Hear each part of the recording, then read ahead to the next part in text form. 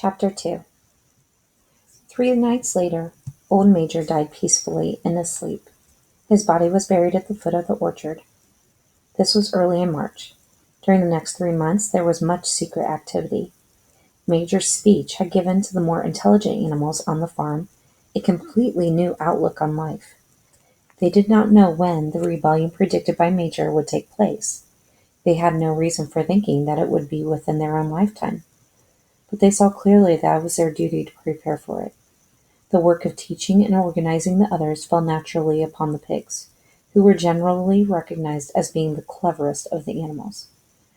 Preeminent among the pigs were 2 young boars, named Snowball and Napoleon, whom Mr. Jones was breeding up for sale. Napoleon was a large, rather fierce-looking Berkshire boar, the only Berkshire on the farm, not much of a talker, but with a reputation for getting his own way. Snowball was a more vivacious pig than Napoleon, quicker in speech and more inventive, but was not considered to have the same depth of character. All the other male pigs on the farm were porkers. The best known among them was a small fat pig named Squealer, with very round cheeks, twinkling eyes, nimble movements, and a shrill voice. He was a brilliant talker, and when he was arguing some difficult point, he had a way of skipping from side to side and whisking his tail, which was somehow very persuasive. The others said of Squealer that he could turn black into white. These 3 had elaborated old Major's teachings into a complete system of thought, to which they gave the name of animalism. Several nights a week, after Mr. Jones was asleep, they held secret meetings in the barn and expounded the principles of animalism to the others. At the beginning they met with much stupidity and apathy. Some of the animals talked of the duty of loyalty to Mr. Jones, whom they referred to as Master, or made elementary remarks such as, "Mr. Jones feeds us. If he were gone, we should starve to death." Others asked such questions as, "Why should we care what happens after we are dead?" Or, "If this rebellion is to happen anyway, what difference does it make whether we work for it or not?" And the pigs had great difficulty in making them see that this was contrary to the spirit of animalism. The stupidest question of all were asked by Molly, the white mare. The very first question she asked Snowball was, "Will there be sugar after the rebellion?" "No," said Snowball firmly. "We have no means of making sugar on this farm.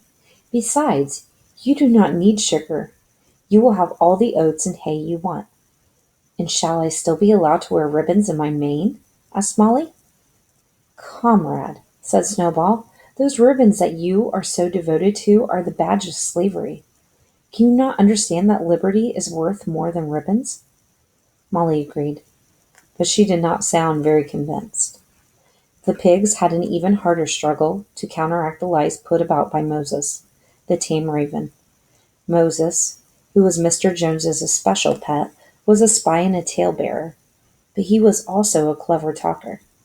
He claimed to know of the existence of a mysterious country called Sugar Candy Mountain, to which all animals went when they died. It was situated somewhere up in the sky, a little distance beyond the cloud, Moses said. In Sugar Candy Mountain, it was Sunday 7 days a week. Clover was in season all the year round, and lump sugar and linseed cake grew on the hedges. The animals hated Moses because he told tales and did no work, but some of them believed in Sugar Candy Mountain, and the pigs had to argue very hard to persuade them that there was no such place. Their most faithful disciples were the 2 cart horses, Boxer and Clover. These 2 had great difficulty in thinking anything out for themselves, but having once accepted the pigs as their teachers, they absorbed everything that they were told and passed it on to the other animals by simple arguments. They were unfailing in their attendance at the secret meetings in the barn, and led the singing of Beasts of England, with which the meeting always ended. Now, as it turned out, the rebellion was achieved much earlier and more easily than anyone had expected. In past years, Mr. Jones, although a hard master, had been a capable farmer, but of late he had fallen on evil days. He had become much disheartened about losing money in a lawsuit, and had taken to drinking more than was good for him. For whole days at a time he would lounge in his Windsor chair in the kitchen, reading the newspapers, drinking, and occasionally feeding Moses on crusts of bread soaked in beer. His men were idle and dishonest. The fields were full of weeds, the buildings wanted roofing, the hedges were neglected, and the animals were underfed. June came, and the hay was almost ready for cutting.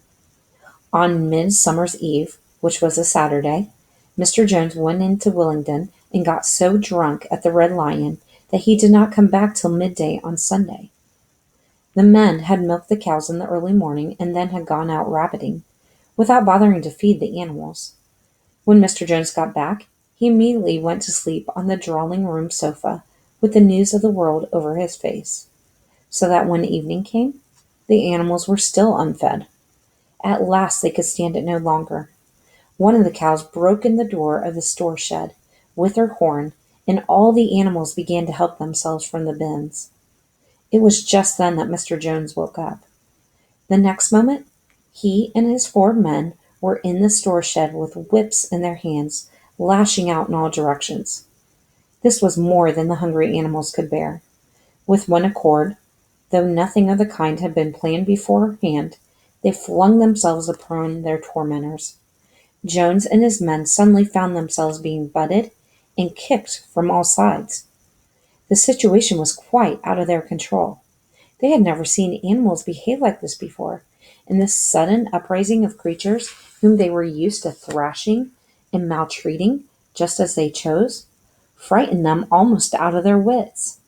After only a moment or two, they gave up trying to defend themselves and took to their heels. A minute later, all 5 of them were in full flight down the cart track that led to the main road, with the animals pursuing them in triumph. Mrs. Jones looked out of the bedroom window, saw what was happening, hurriedly flung a few possessions into a carpet-bag, and slipped out of the farm by another way. Moses sprang off his perch and flapped after her, croaking loudly. Meanwhile the animals had chased Jones and his men out to the road and slammed the 5-barred gate behind them. And so, almost before they knew what was happening, the rebellion had been successfully carried through. Jones was expelled, and the Manor Farm was theirs. For the first few minutes the animals could hardly believe their good fortune.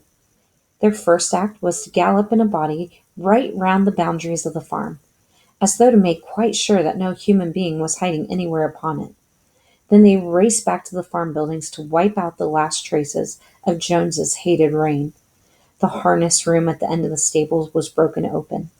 The bits, the nose rings, the dog chains, the cruel knives with which Mr. Jones had been used to castrate the pigs and the lambs were all flung down the well.